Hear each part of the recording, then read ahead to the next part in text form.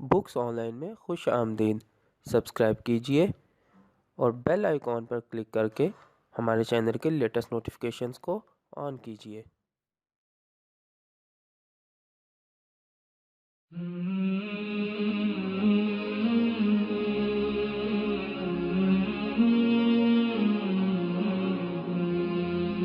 अऊज़ु बिल्लाहि मिनश्शैतानिर रजीम। बिस्मिल्लाहिर्रहमानिर्रहीम। आज हम सैयद ज़ैद ज़मान हामिद की किताब शादबाद मंजिल मुराद के 10वें हिस्से के साथ हाज़िर हैं। आज हम इस किताब का जिस चैप्टर का आगाज़ करेंगे उसका नाम है इक़बाल के हाथों कायद की तरबियत। इस वक्त हम इस किताब के सफ़ा नंबर 118 पर मौजूद हैं। आइए शुरू करते हैं। कायद आज़म के इंग्लिस्तान से वापस आने के बाद इल्लामा इक़बाल रहमतुल्लाह अलैह को वो कायद तो मिल गया था कि जिसे आने वाले दौर में कायद आज़म का ख़िताब मिलना था, मगर अब भी इल्लामा इक़बाल को एक बहुत बड़ा चैलेंज दरपेश था। नज़रिया वो दे चुके थे, कायद को उन्होंने तलाश कर लिया था, मगर अभी वो कौम ही मौजूद नहीं थी कि जो इस नज़रिए पर मुत्तहिद होती और जिसकी क़यादत इस कायद ने करनी थी। हिंदुस्तान के मुसलमान एक जानिब तो शदीद मायूसी, गुर्बत और सियासी महरूमी का शिकार थे, तो दूसरी जानिब हिंदुस्तान में मौजूद तमाम बड़ी बड़ी मुसलमान जमातें और तंजीमें मुसलमानों के इत्तेहाद को बुरी तरह से पारा पारा किए हुए थीं। इतनी सारी सियासी और मजहबी जमातों के होते हुए कि जो तमाम की तमाम मुस्लिम लीग, नज़रिया पाकिस्तान और कायद आज़म से सख्त नफ़रत करते हों, हिंदुस्तान के मुसलमानों के एक कौम बनाकर मुस्लिम लीग के झंडे तले जमा करना ज़ाहिरन एक नामुमकिन अमर नज़र आता था। हिंदुस्तान के मुसलमान इस दौर में किन सियासी और मजहबी जमातों में तकसीम थे, आइए ज़रा इसका जायज़ा लेते हैं। दारुल उलूम देवबंद उस ज़माने में पूरे हिंदुस्तान में बहुत ज़्यादा असर व रसूख रखता था। देवबंद की सियासी जमात जमीयत उलमाए हिंद थी कि जिसकी क़यादत मौलवी हुसैन अहमद मदनी करता था। देवबंद मुकम्मल तौर पर कांग्रेस की हमायती, हिंदू मुशरिकों की हलीफ और मुस्लिम लीग की शदीद मुखालिफ जमात थी।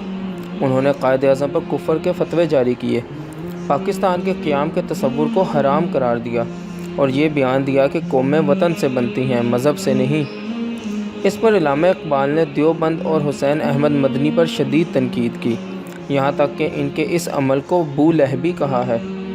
देवबंद की कायद आज़म इल्लामा इक़बाल और पाकिस्तान से दुश्मनी पूरी तहरीक पाकिस्तान के दौरान कायम रही और आज भी ये हिंदुस्तान में मुसलमानों की सबसे बड़ी पाकिस्तान दुश्मन तहरीक है। अज हनूज़ नदांद रमूज़े दी वरना ज़ा देवबंद हुसैन अहमद ऐ ची बूलहबी अस्त। इसी तरह एक जमात मजलिसुल अहरार इस्लाम थी कि जिसकी क़यादत अताउल्लाह बुखारी कर रहे थे। ये जमात भी कायद आज़म और मुस्लिम लीग दुश्मनी और क़याम पाकिस्तान की मुखालफत पर सियासत कर रही थी। इसी तरह एक और जमात खाकसार तहरीक थी कि जिसकी क़यादत अल्लामा मशरकी कर रहे थे। इनका ज़्यादा रुझान क़ुव्वत और ताकत के इस्तेमाल के ज़रिए अपने मुतालबात को मनवाना था। ये फ़ौजी वर्दियों में मलबूस होते और अपने कंधों पर तेज़ धार बेलचे रखते कि जिनसे ये हथियार का काम लेते। ये भी तहरीक पाकिस्तान के मुखालिफ थे और ये भी कहा जाता है कि कायद आज़म पर कातलाना हमला करने वालों में भी शामिल थे। इसी तरह सूबा सरहद में खुदाई खिदमतगार के नाम से पश्तूनों में एक तहरीक थी कि जिसकी क़यादत खान अब्दुल गफ़ार खान करता था। ये जमात कट्टर कम्युनिस्ट और पश्तून कौम परस्ती के नाम पर हिंदू कांग्रेस की इत्तेहादी थी, यहाँ तक कि खान अब्दुल गफ़ार खान को सरहदी गांधी का खिताब दिया गया था। ये मुसलमानों, मुस्लिम लीग और कायद आज़म के शदीद मुखालिफ थे और इन्हीं की नापाक कोशिशों की वजह से सूबा सरहद पाकिस्तान का वो वाहिद सूबा था कि जहाँ पर तकसीम हिंद के मौका पर यह रेफरेंडम करवाना पड़ा कि सूबा सरहद भारत में शामिल होगा या पाकिस्तान में। मुस्लिम लीग और हिंदुस्तान के मुसलमानों ने इन सरहदी गांधियों की साजिश को नाकाम बनाया और रेफरेंडम में भारी अक्सरियत ने पाकिस्तान के हक़ में वोट दिया और इस तरह सूबा सरहद पाकिस्तान में शामिल हुआ। इसी तरह पंजाब में कौम परस्त यूनियनिस्ट पार्टी थी कि जिसकी क़यादत सरदार सिकंदर हयात खान कर रहा था। यह सेकुलर और लादीन मफाद परस्त जागीरदारों का एक गिरोह था कि जो अंग्रेज़ों और हिंदुओं के साथ हर किस्म का इत्तेहाद करके सिर्फ़ अपने इक़्तिदार और ताकत को दबाम देना चाहते थे। ان کو نہ تو مسلمانوں سے کوئی دلچسپی تھی اور نہ ہی ہندوستان کی آزادی سے۔ پنجاب میں یہ مسلم لیگ کے لیے سب سے بڑا خطرہ بنے ہوئے تھے کہ اس صوبے کا وزیر اعلیٰ بھی طویل عرصے تک اسی جماعت کا سربراہ رہا۔ اوپر بیان کی گئی ان مخالف جماعتوں کے مقابلے میں مسلم لیگ کی حمایت صرف ایک مضبوط حلقے کی جانب سے آئی۔ امیر ملت پیر جماعت علی شاہ 90 برس کی عمر میں پورے ہندوستان کے مسلمانوں میں انتہائی قابل احترام اور بزرگ ہستی تھے۔ پورے ہندوستان کے اولیاء اور فقراء اور صوفیاء کے سلاسل آپ کی عزت کرتے اور آپ کو امیر ملت تسلیم کرتے تھے۔ پیر جماعت علی شاہ وہ واحد مشہور اور بااثر مذہبی شخصیت تھے کہ جنہوں نے کھل کر قائد اعظم اور مسلم لیگ کی حمایت کا فتویٰ جاری کیا۔ آپ کے فتوے اور مدد کی برکت سے لاکھوں مسلمان علماء اور صوفیاء کے سلاسل مسلم لیگ کے جھنڈے تلے جمع ہوئے۔ دیوبند نے جو قائد اعظم اور پاکستان کے خلاف فتوے جاری کیے تھے، ان کی مخالفت میں پیر جماعت علی شاہ نے قائد اعظم اور پاکستان کی حمایت میں کھل کر ایک بہت بڑی تحریک چلائی، یہاں تک کہ یہ تک فتویٰ دیا کہ جو مسلم لیگ کو ووٹ نہ دے اس کو مسلمانوں کے قبرستان میں دفن کرنا جائز نہیں۔ پیر جماعت علی شاہ نے کھل کر قائد اعظم کو اللہ کا ولی بھی کہا تھا اور یہ فرمایا تھا کہ قائد اعظم اصل میں ہمارا کام کر رہے ہیں۔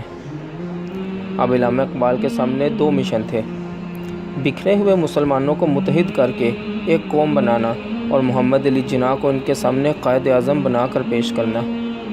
قائد اعظم کی تربیت اور رہنمائی کرنا کہ تحریک پاکستان منظم ہو کر مسلمانوں میں ایک بھرپور انقلاب کی صورت میں اپنی منزل کی جانب گامزن ہو سکے۔ اس دور میں علامہ اقبال نے قائد اعظم سے طویل خط و کتابت کی اور انتہائی قریبی رابطہ رکھا۔ ساتھ ہی ساتھ جو عزت و مقام و مرتبہ علامہ اقبال کو اللہ نے ہندوستان کے مسلمانوں میں دیا تھا، اس کا بھرپور استعمال کرتے ہوئے اقبال رحمۃ اللہ علیہ نے پوری مسلمان قوم کی ذہن سازی شروع کی کہ اب ان کے رہنما قائد اعظم ہیں اور مسلمانوں کو انہی کی قیادت میں طریق آزادی کی جنگ لڑنی ہے۔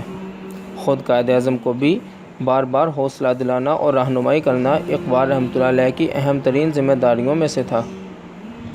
قائد اعظم کو ایک خط میں لکھتے ہیں: I know you are a busy man, but I do hope you won't mind my writing to you so often, as you are the only Muslim in India today to whom the community has a right to look up for safe guidance through the storm which is coming to northwest India and perhaps to the whole of India. I tell you that we are actually living in a state of civil war, which but for the police and military would become universal in no time. آپ بہت مصروف آدمی ہیں، مگر مجھے توقع ہے کہ میرے بار بار خط لکھنے سے آپ کو زحمت نہ ہوگی۔ اس وقت جو طوفان شمال مغربی ہندوستان اور شاید پورے ہندوستان میں برپا ہونے والا ہے، اس میں صرف آپ ہی کی ذات گرامی سے قوم محفوظ رہنمائی کی توقع کا حق رکھتی ہے۔ اقبال رحمۃ اللہ علیہ سے جب بھی پوچھا گیا کہ آپ نے کیوں محمد علی جناح کا انتخاب کیا، تو اقبال رحمۃ اللہ علیہ نے کئی موقعوں پر پوری مسلمان قوم کو مخاطب کر کے فرمایا: مسٹر جناح کو خدا تعالیٰ نے ایک ایسی خوبی عطا کی ہے جو آج ہندوستان کے کسی مسلمان میں مجھے نظر نہیں آتی۔ حاضرین میں سے کسی نے پوچھا وہ خوبی کیا ہے؟ آپ نے انگریزی میں کہا: ہی از انکرپٹیبل اینڈ انپرچیزیبل۔ وہ نہ تو بدعنوان ہے اور نہ انہیں خریدا جا سکتا ہے۔ بات یہ ہے کہ انگریز نے ہندوستان میں پارلیمنٹری طرز حکومت کے نام سے اپنی شہنشاہیت کو مضبوط کرنے کا ایک جال بچھایا ہے۔ جناح اس جال کے ایک ایک گروہ سے واقف ہیں۔ وہ بیچارہ صرف یہ کہتا ہے کہ مسلمان اس نظام حکومت کے ماتحت کہیں خسارہ نہ اٹھائیں، اس لیے وہ اپنی سیاسی بصیرت کی روشنی میں آپ کو ہوشیار ہو جانے کی تلقین کرتا ہے۔ اس وقت مسلمانوں کے لیے یہی راہ عمل کھلی ہے کہ وہ مسٹر محمد علی جناح کی قیادت میں اپنی تنظیم کریں۔ مجھ کو ان کی دیانت پر کلی اعتماد ہے۔ خطبہ الہ آباد میں بھی اقبال رحمۃ اللہ علیہ نے اپنی ساری توجہ شمال مغربی ہندوستان پر مبذول رکھی تھی۔ اقبال رحمۃ اللہ علیہ کی بلند نگاہ اور فراست یہ دیکھ چکی تھی کہ یہی وہ علاقے ہوں گے کہ جہاں آنے والے دور میں مسلمانوں کی آزاد ریاست قائم ہوگی۔ خطبہ الہ آباد میں اقبال رحمۃ اللہ علیہ نے بنگال یا ہندوستان کے دیگر مسلمان علاقوں کو نظر انداز کیا تھا۔ یہ سیاسی مصلحت بھی تھی اور روحانی بصیرت بھی۔ Events have made it abundantly clear that the League ought to concentrate all its activities on the Northwest Indian Muslims. The League Office of Delhi informed Mr. Ghulam Rasool that the dates of the sessions of the Muslim League have not been fixed as yet. محمد اقبال. واقعات نے بالکل واضح کر دیا ہے کہ مسلم league کو اپنی تمام تر سرگرمیاں شمال مغربی ہندوستان کے مسلمانوں پر مرکوز کر دینی چاہیے. مسلم لیگ کے دہلی دفتر نے مسٹر غلام رسول کو مطلع کیا ہے کہ مسلم لیگ کے اجلاس کی تاریخ تاحال طے نہیں ہوئی. Some Muslims in the Punjab are already suggesting the holding of a Northwest Indian Muslims Conference, and the idea is rapidly spreading. I agree with you, however, that our community is not yet sufficiently organized and disciplined, and perhaps the time for holding such a conference is not yet ripe. But I feel that it would be highly advisable for you to indicate in your address at least the line of action that the Muslims of Northwest India would be finally driven to take. محمد اقبال. پنجاب کے کچھ مسلمان شمال مغربی ہندوستان میں مسلم conference کے انعقاد کی تجویز پیش کر رہے ہیں اور یہ تجویز تیزی سے مقبولیت اختیار کر رہی ہے. مجھے آپ سے اتفاق ہے کہ ہماری قوم ابھی اتنی زیادہ منظم نہیں ہوئی اور نہ ہی ان میں اتنا نظم و ضبط ہے، اور شاید ایسی کانفرنس کے انعقاد کا ابھی موزوں وقت بھی نہیں. لیکن میں محسوس کرتا ہوں کہ آپ کو اپنے خطبے میں کم از کم اس طریقے عمل کی طرف اشارہ ضرور کر دینا چاہیے جو شمال مغربی ہندوستان کے مسلمانوں کو بالآخر کرنا پڑے گا. اقبال رحمۃ اللہ علیہ نے 28 مئی 1937 کو قائد اعظم رحمۃ اللہ علیہ کے نام اپنے خط میں تحریر کیا. I have come to the conclusion that if this system of law is properly understood and applied, at last the right to subsistence is secure to everybody. But the enforcement and development of Shariat of Islam is impossible in this country without a free Muslim state or states. This has been my honest conviction for many years, and I still believe this to be the only way to solve the problem of bread for Muslims as well as to secure a peaceful India. محمد اقبال.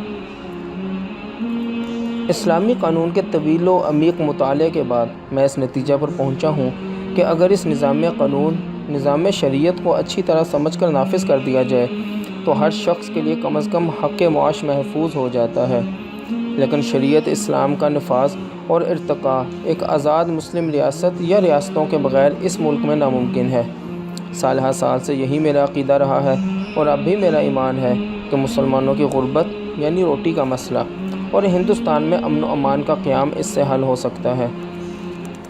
اقبال رحمۃ اللہ علیہ کے خطوط میں 21 جون 1937 کو تحریر کردہ خط اپنے مباحث کے اعتبار سے بڑا منفرد اور اہم ہے. اس زمانے میں آئے دن ہندو مسلم فسادات ہوتے رہتے تھے. مسلم اقلیتی علاقوں کے علاوہ مسلم اکثریتی صوبوں میں بھی ہندو مسلم فسادات عام تھے. علامہ اقبال رحمۃ اللہ علیہ کے نزدیک ان فسادات کے اسباب نہ تو مذہبی تھے اور نہ ہی اقتصادی بلکہ خالصتاً سیاسی تھے. انہوں نے ان فسادات کے بارے میں قائد اعظم کو اپنے خط میں تحریر کیا کہ I tell you that we are actually living in a state of civil war, which, but for the police and military, would become universal in no time. During the last few months, there has been a series of Hindu-Muslim riots in India. I have carefully studied the whole situation and believe that the real cause of these events is neither religious nor economic. It is purely political, i.e. the desire of the Sikhs and Hindus to intimidate Muslims even in the Muslim majority provinces. محمد اقبال. میں عرض کرتا ہوں کہ ہم فی الحقیقت خانہ جنگی کی حالت میں ہیں. اگر فوج اور پولیس نہ ہو تو دیکھتے ہی دیکھتے یہ پھیل جائے. گزشتہ چند ماہ سے ہندو مسلم فسادات کا ایک سلسلہ قائم ہو چکا ہے. میں نے تمام صورتحال کا اچھی طرح سے جائزہ لیا ہے اور مجھے یقین ہے کہ ان حالات کے اسباب نہ مذہبی ہیں اور نہ اقتصادی بلکہ خالص سیاسی ہیں. یعنی مسلم اکثریتی صوبوں میں بھی ہندوؤں اور سکھوں کا مقصد مسلمانوں پر خوف و ہراس طاری کرنا ہے. دوسری جانب اقبال رحمۃ اللہ علیہ یہ بھی بہت اچھی طرح جانتے تھے کہ اگر مسلم لیگ کو شمال مغربی علاقوں یعنی صوبہ سرحد، پنجاب، سندھ اور بلوچستان میں ایک مضبوط طاقت بن کر ابھرنا ہے تو اس کے لیے مسلم لیگ کو ایک عوامی جماعت بننا ہوگا. اور اس مقصد کے لیے لازم ہے کہ مسلم لیگ اپنا ایک نظریاتی سالانہ اجلاس لاہور میں کرے۔ 21 جون 1937 کے خط میں علامہ اقبال رحمۃ اللہ علیہ نے قائد اعظم محمد علی جناح رحمۃ اللہ علیہ کو تحریر کیا کہ "It will therefore be better to hold the coming session of the League in the Punjab and not in the Muslim minority province. The month of August is bad in Lahore. I think you should seriously consider the advisability of holding the coming session at Lahore in the middle of October when the weather is quite good in Lahore. The interest in All India Muslim League is rapidly growing in the Punjab, and the holding of the coming session in Lahore is likely to give a fresh political awakening to the Punjab Muslims." Muhammad Iqbal. Muslim league کا آئندہ اجلاس کسی مسلم اقلیت کے صوبے کی بجائے پنجاب میں منعقد کرنا بہتر ہوگا۔ لاہور میں اگست کا مہینہ تکلیف دہ ہوتا ہے۔ میرا خیال ہے کہ آپ لاہور میں وسط اکتوبر میں جب موسم خوشگوار ہو جاتا ہے مسلم لیگ کے اجلاس کے انعقاد کے بارے میں غور فرمائیں۔ پنجاب میں آل انڈیا مسلم لیگ سے دلچسپی بڑی تیزی سے بڑھ رہی ہے۔ لاہور میں مسلم لیگ کا آئندہ اجلاس کا انعقاد پنجاب کے مسلمانوں میں ایک نئی سیاسی بیداری کا باعث ہوگا۔ علامہ اقبال کی فراست یہ دیکھ چکی تھی کہ اب تک مسلم لیگ کے ناکامی کی وجہ یہ ہے کہ عام مسلمان ابھی تک اپنے آپ کو مسلم لیگ کے نظریے اور قیادت سے منسلک نہیں کر پائے۔ مسلم لیگ ابھی تک ہندوستان کی اشرافیہ کی جماعت تھی۔ اس کے آئین اور نصب العین میں بھی تبدیلی کی ضرورت تھی اور عوامی رابطے کی حکمت میں بھی۔ ان تمام موضوعات پر علامہ اقبال رحمۃ اللہ علیہ نے قائد اعظم رحمۃ اللہ علیہ سے طویل خط و کتابت کی نصیحتیں کیں اور ہدایات دیں۔ میرا خیال ہے کہ مسلم لیگ کے آئین میں مناسب تبدیلیاں کرنا ضروری ہیں تاکہ مسلم لیگ کو عوام الناس کے قریب تر لایا جائے، جنہوں نے اب تک مسلمانوں کے بلائی متوسط طبقے کی سیاسی سرگرمیوں میں کوئی دلچسپی نہیں لی۔ متوسط مسلمان طبقے کو شکایت ہے کہ ہمارے لیڈروں کو صرف اپنے عہدوں سے دلچسپی ہے اور یہ کہ حکومت کے مختلف محکموں میں خالی اسامیاں یونینسٹوں کے رشتہ داروں یا دوستوں کے لیے مخصوص کر دی جاتی ہیں۔ یہی وجہ ہے کہ مسلمانوں کا متوسط طبقہ سیاسی معاملات میں کم دلچسپی لیتا ہے۔ میرا ذاتی خیال ہے کہ ان کی شکایت بجا ہے۔ مجھے امید ہے کہ آپ لیگ کے دستور میں چند مناسب ترمیمات کے بارے میں ضرور غور کریں گے، جس سے عوام الناس میں لیگ اور اس کی سرگرمیوں کے ضمن میں بہتر توقعات پیدا ہوں گی۔ 28 مئی 1937 کو قائد اعظم محمد علی جناح کے نام اپنے خط میں تحریر کیا: "Thank you so much for your letter, which reached me in due course. I am glad to hear that you will bear in mind what I wrote to you about the changes in the constitution and program of the League. I have no doubt that you fully realize the gravity of the situation as far as Muslim India is concerned. The League will have to finally decide whether it will remain a body representing the upper classes of Indian Muslims or Muslim masses who have so far, with good reason, no interest in it. Personally, I believe that a political organization which gives no promise of improving the lot of the average Muslims cannot attract our masses. Under the new constitution, the higher posts go to the sons of the upper classes, the smaller go to the friends or relatives of the ministers. In other matters too, our political institutions have never thought of improving the lot of Muslims generally. The problem of bread is becoming more and more acute. The Muslim has begun to feel that he has been going down and down during the last 200 years. Ordinarily, he believes that his poverty is due to Hindu money lending or capitalism. The perception that equality is due to foreign rule has not yet fully come to him, but it is bound to come. The atheistic socialism of Jawaharlal Nehru is not likely to receive much response from the Muslims.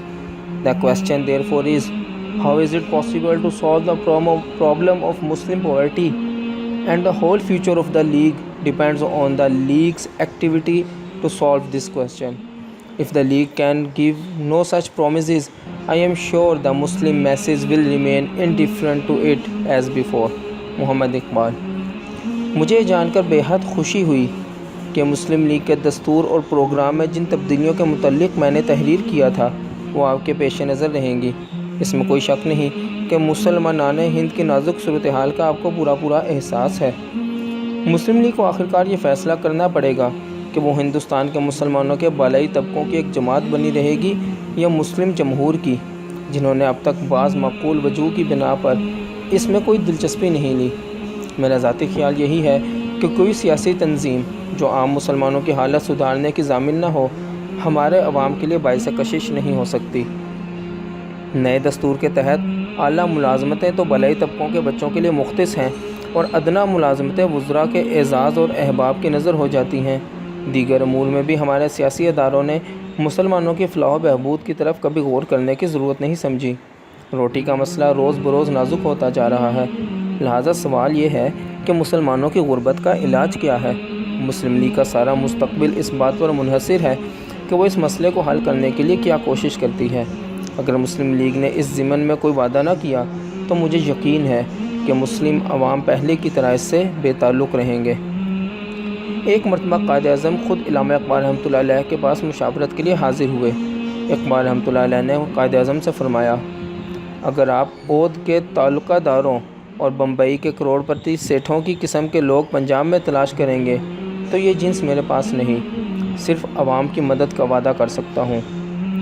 اس ملاقات کے چشم دید گواہ کی روایت ہے کہ قائد اعظم محمد علی جناح جیسے غیر جذباتی انسان علامہ اقبال کی اس بات سے اتنے متاثر ہوئے کہ وہ اپنی کرسی سے 2 انچ اٹھے اور بڑے جوش سے کہا، مجھے صرف عوام کی مدد درکار ہے۔ گو کہ علامہ اقبال رحمۃ اللہ علیہ کا انتقال 1938 میں ہو چکا تھا، اس کے باوجود قائد اعظم رحمۃ اللہ علیہ انہی ہدایات پر عمل کرتے رہے کہ جو علامہ اقبال رحمۃ اللہ علیہ انہیں دے کر گئے تھے۔ مسلم لیگ کا سالانہ اجلاس مارچ کے مہینے میں لاہور میں ہی کرایا گیا کہ جہاں بالآخر رسمی طور پر بھی مسلم لیگ نے ہندوستان کی تقسیم اور آزاد اسلامی ریاست کا مطالبہ کر دیا۔ یہ اجلاس بعد میں تاریخ میں پہلے قرارداد لاہور اور بعد میں قرارداد پاکستان کے نام سے جانا گیا۔ یہ سب کچھ علامہ اقبال رحمۃ اللہ علیہ کے حکم پر کیا گیا تھا، اسی لیے قرارداد پاکستان کی منظوری کے بعد قائد اعظم فوری طور پر علامہ اقبال کے مزار پر حاضر ہوئے اور اپنے سیکرٹری مطلوب الحسن سید کو مخاطب کر کے فرمایا کہ آج ہم نے وہی سب کچھ کیا ہے کہ جس کا ہمیں اقبال رحمۃ اللہ علیہ نے حکم دیا تھا۔ آپ نے دوبارہ 11 اگست 1938 کو قائد اعظم محمد علی جناح سے درخواست کی کہ مسلم لیگ کا آئندہ اجلاس لاہور میں منعقد کیا جائے۔ آپ نے خط میں لکھا کہ I therefore repeat my request that the league sessions may be held in Lahore in the middle or end of October. The enthusiasm for the league is rapidly increasing in the Punjab, and I have no doubt that the holding of the session in Lahore will be a turning point in the history of the league and an important step towards mass contact. To this convention, you must restate as clearly and as strongly as possible the political objectives of the Indian Muslims as a distinct political unit in the country. It is absolutely necessary to tell the world, both inside and outside India, that the economic problem is not the only problem in the country. From the Muslim point of view, the cultural problem is of much greater consequence to most Indian Muslims. At any rate, it is not less important than the economic problem. If you could hold this convention, it would test the credentials of those Muslim legislators who have formed parties contrary to the aims and aspirations of Indian Muslims. It would further make it clear to the Hindus that no political device, however subtle, can make the Indian Muslims lose sight of his cultural identity. I am coming to Delhi in a few days' time and hope to have a talk with you on his important matter. I shall be staying in the Afghan consulate. If you could spare a few moments, we should meet there. Please drop a line in reply for this letter as early as possible. محمد اقبال۔ میں مقرر درخواست کرتا ہوں کہ مسلم league کا اجلاس اکتوبر کے وسط یا آخر میں ہو، اور مجھے قوی امید ہے کہ لاہور میں اس کا اجلاس مسلم لیگ کی تاریخ میں انقلاب آفریں باب اور عوام سے رابطہ استوار کرنے کے لیے ایک اہم ذریعہ ثابت ہوگا۔ اس کنونشن میں پوری قوت اور قطعی وضاحت کے ساتھ بیان کر دیں کہ سیاسی مطمع نظر کی حیثیت سے مسلمانان ہند ملک میں جداگانہ سیاسی وجود رکھتے ہیں۔ یہ انتہائی ضروری ہے کہ اندرون اور بیرون ہند کی دنیا کو بتا دیا جائے کہ ملک میں صرف اقتصادی مسئلہ ہی تنہا ایک مسئلہ نہیں ہے۔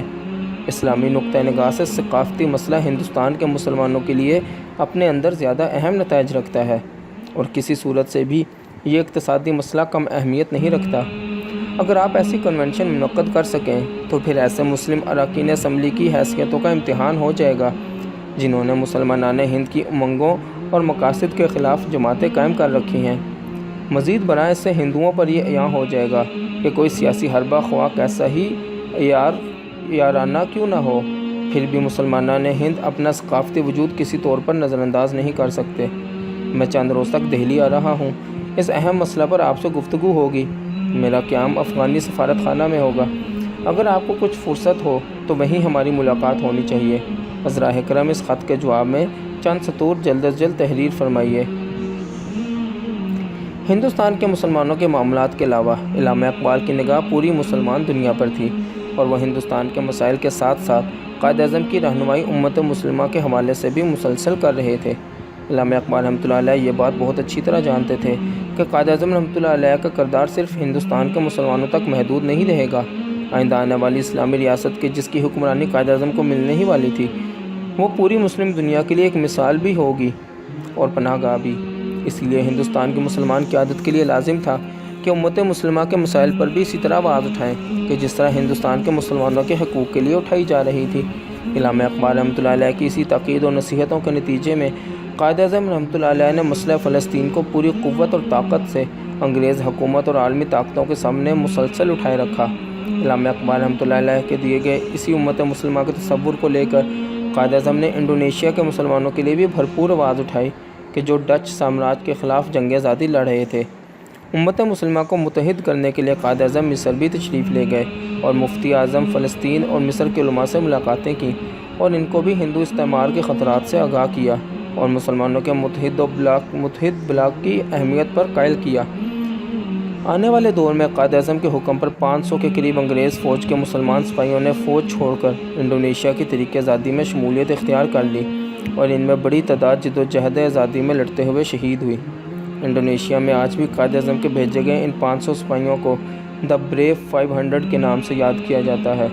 1948 میں جب ہالینڈ کے ہوائی جہاز جنگی ساز و سامان لے کر تحریک آزادی کو کچلنے کے لیے انڈونیشیا جاتے ہوئے کراچی کے ہوائی اڈے پر رکے تو قائد اعظم نے ان کے اسلحے کو ضبط کرنے کا حکم بھی دیا کہ پاکستان کسی صورت میں بھی ایک استعماری طاقت کو ایک مسلمان تحریک آزادی کو کچلنے کی اجازت نہیں دے سکتا تھا۔ قائد اعظم کا یہ بین اسلامک یا امت مسلمہ کا تصور مکمل طور پر علامہ اقبال رحمۃ اللہ علیہ کا ہی عطا کردہ تھا۔ اقبال رحمۃ اللہ علیہ نے 7 اکتوبر 1938 کو قائد اعظم کے نام اپنے خط میں تحریر کیا: The Palestine question is very much agitating the minds of the Muslims. We have a very fine opportunity for mass contact for the purpose of the League. I have no doubt that the League will pass a strong resolution on this question, and also by holding a private conference of the leaders decide on some sort of a positive action in which masses may share in large numbers. This will at once popularize the League and may help the Palestinian Arabs. Personally, I would not mind going to jail on an issue which affects both Islam and India. The formation of a western base on the very gates of the East is a menace to both. محمد اقبال۔ مسئلہ فلسطین نے مسلمانوں کو مضطرب کر رکھا ہے۔ مسلم league کے مقاصد کے لیے عام عوام سے رابطہ پیدا کرنے کا ہمارے لیے یہ نادر موقع ہے۔ مجھے امید ہے کہ مسلم لیگ اس مسئلہ پر ایک زوردار قرارداد ہی منظور نہیں کرے گی، بلکہ لیڈروں کی غیر رسمی کانفرنس میں کوئی ایسا لائحہ عمل بھی تیار کیا جائے گا جس میں مسلمان عوام بڑی تعداد میں شامل ہو سکیں۔ اس سے ایک طرف تو مسلم لیگ کو مقبولیت حاصل ہوگی اور دوسری طرف شاید فلسطین کے عربوں کو فائدہ پہنچ جائے۔ ذاتی طور پر میں کسی ایسے امر کے لیے جس کا اثر ہندوستان اور اسلام پر پڑتا ہے جیل جانے کے لیے تیار ہوں۔ مشرق کے عین دروازے پر ایک مغربی چھاؤنی کا قیام اسلام اور ہندوستان دونوں کے لیے پرخطر ہے۔ باقی انشاءاللہ اگلی ویڈیو میں۔ جزاک اللہ خیر۔